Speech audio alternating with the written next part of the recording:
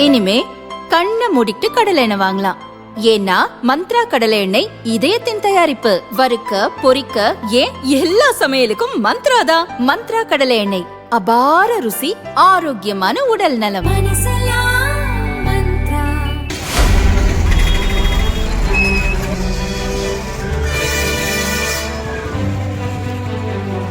பேசுறவங்க உன்னை இங்க உட்கார வச்சுதான் இருக்குடா. சொல்லுமா உனக்கு தெரியாதுமா? 3 வண்டி கொண்டு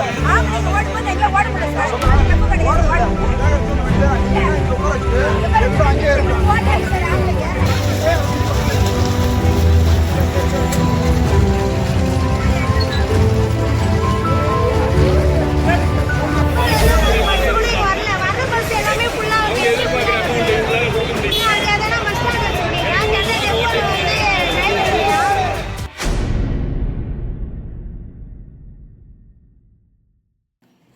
தமிழக சட்டசபை தேர்தல் நேற்று நடந்தது.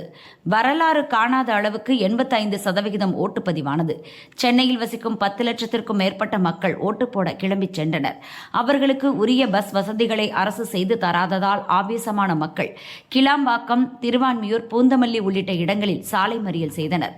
திருவள்ளூர் மாவட்ட கலெக்டர் பிரதாப்பின் காரை வழிமறித்து பயணிகள் போராட்டத்தில் ஈடுபட்டதால் பூந்தமல்லியில் பரபரப்பு ஏற்பட்டது. சென்னையிலிருந்து ஆர்வத்துடன் ஓட்டு போட கிளம்பிய மக்கள் பல மணி நேரம் பஸ்ஸின்றி கடும் அவதிப்பட்டனர். பெரும்பாடுபட்டு ஊர் போய் சேர்ந்து ஓட்டு போட்டுவிட்டு இரவிலேயே சென்னை திரும்ப திட்டமிட்டிருந்தவர்களுக்கு மீண்டும் பிரச்சனை ஏற்பட்டது. சென்னைக்கு திரும்பவும் போதுமான பஸ்களை அரசு இயக்கவில்லை.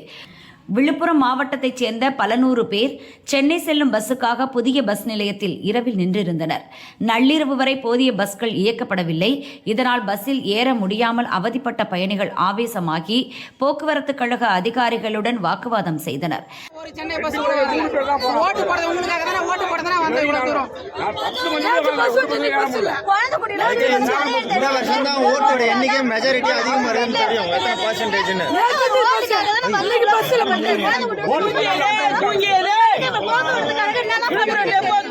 திடீரென பஸ் நிலையம் முன் சாலை மறியலில் ஈடுபட்டனர்.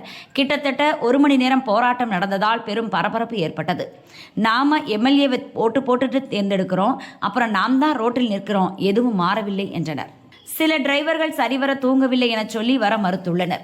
எங்கேயாவது கொண்டு போய் விட்டேன்னா நான் பொறுப்பில்லை என டிரைவர் தெனாவட்டாக சொல்கிறார்.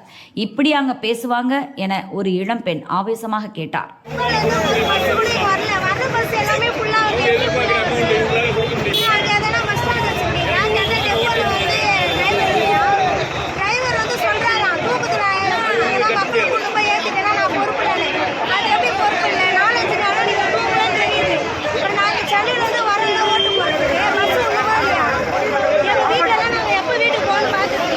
சம்பவ இடத்திற்கு விரைந்து வந்த போலீசார் மறியலில் ஈடுபட்ட பயணிகளுடன் பேச்சுவார்த்தை நடத்தினர்.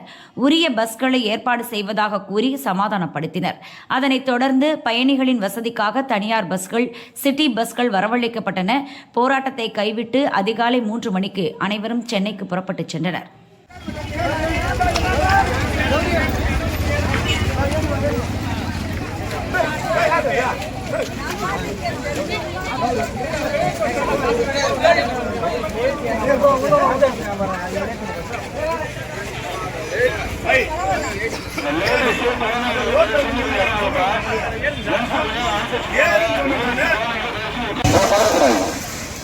அந்த ஒரு பஸ் இன்னொரு பஸ்